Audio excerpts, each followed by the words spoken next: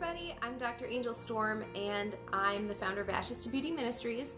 I'm back with another video for Be Your Own Life Coach, and today I want to talk to you about the importance of your emotions and how to be mindful of them so that you don't get kind of stuck in a pattern of just feeling emotions or not feeling any emotions, and the purpose of them and why these are there to serve your life. So first of all, your emotions are coming from your soul.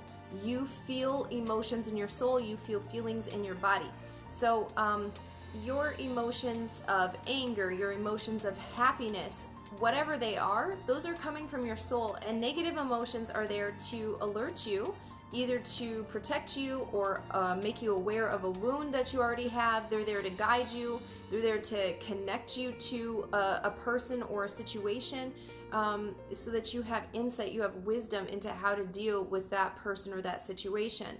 But a lot of times what happens, especially if we get into a period of our lives where we only are feeling bad things, we only have negative emotions, it can be easy for us to decide we don't want to feel anything anymore. We just don't want to feel any of those emotions, and so we stuff them, we avoid all of the situations that might be triggers for those emotions, and we never get the chance to really grow through all of that pain that has come into our lives.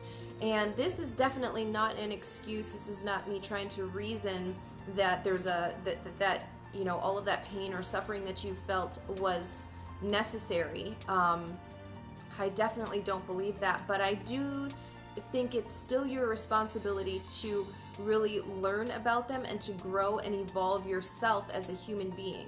So first of all, observe your emotions, whether it's positive or negative. It really helps you to connect and to ground you to who you are and to your purpose, to God, to other people.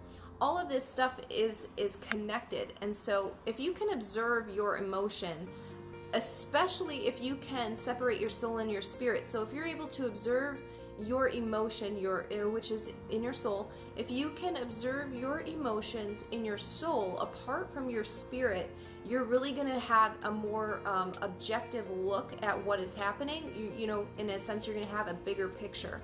And so being able to just observe it and not judge it. Don't say this is a bad emotion, this is a good emotion.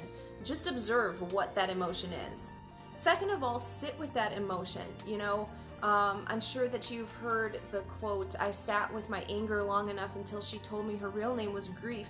And that often happens when we don't process through an emotion. It turns into another thing. It turns into anger, violent rage, different things. If we don't take care of that wound, it can fester and it can spread and it can turn into worse things. So if you can sit with your emotion, again, don't judge it as this is good or this is bad, but just allow yourself to feel that feeling and allow it to come even in waves. Allow it to really just process until there's nothing left in that moment, at least, especially when you're dealing with very traumatic issues. This can happen several times. When you start feeling yourself getting triggered into that emotion, really sit with it. Allow yourself to process all of the thoughts, all of the feelings that come along with that initial emotion. It'll likely lead you to another event, to another memory, and that's okay. Allow your body to process that emotion. Again, don't try to stuff the emotion and don't try to increase the emotion. Just sit with it and allow it to process its own self out. And third thing is to not feel the need to act on the emotion. You know, just sit with it. So you don't need, if you're feeling anxious, if you feel angry, you know, you don't need to get up and go write an email or call that person and tell them off. You just sit with your emotion. Know that you don't need to act on your emotion. You're just there to observe it. And the other thing is that oftentimes we associate who we are with that emotion. You know, so we say, I am angry, I am sad, you know, whatever it is, I am fearful. Instead of placing that identity upon yourself, instead of speaking that over yourself, just say, like, I am having the feeling of fear. I am having the feeling of anxiety. You are not your emotion. You know, you can detach, because your true self is your spirit. You can detach your spirit from what you are feeling. There's a reason why you're feeling those things. It's important to get to the bottom of what that actual wound was, and so that you can heal it, so that it doesn't get into your spirit, so that you don't become your emotion.